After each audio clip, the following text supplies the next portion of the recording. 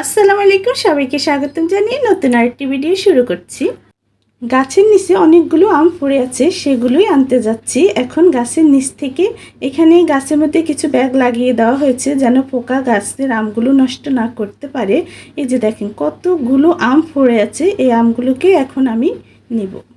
Wait, আগে আপনাদেরকে দেখিয়ে দিই কতগুলো আম পড়ে আছে। দেখেন একদম গাছ পাকা আমগুলো গাছ থেকে জোরে পড়ছে। কতগুলো আম দেখেন, এত সুন্দর সুন্দর পাকা আমগুলো দেখলে কার না ভাল লাগে, খাওয়ার চেয়ে দেখতে ভাল লাগে, তাই না? আমার কাছে তো এগুলো অনেক ভালো লাগতেছে, দেখিয়ে মন ভরে গেছে।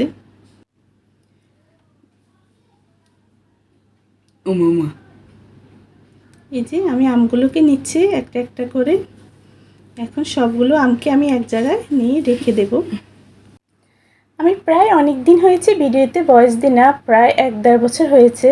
সেজন্য একটু নার্ভাস লাগতেছে। আশা করি কিছুদিন আবার এভাবে নিয়মিত ভিডিও দিলে ঠিক হয়ে যাবে। আপনারা সবাই আমার ভুল ত্রুটিগুলো ক্ষমা সুন্দর দৃষ্টিতে দেখবেন। দেখেন কতগুলো আম এক জায়গায় জড়ো করেছি।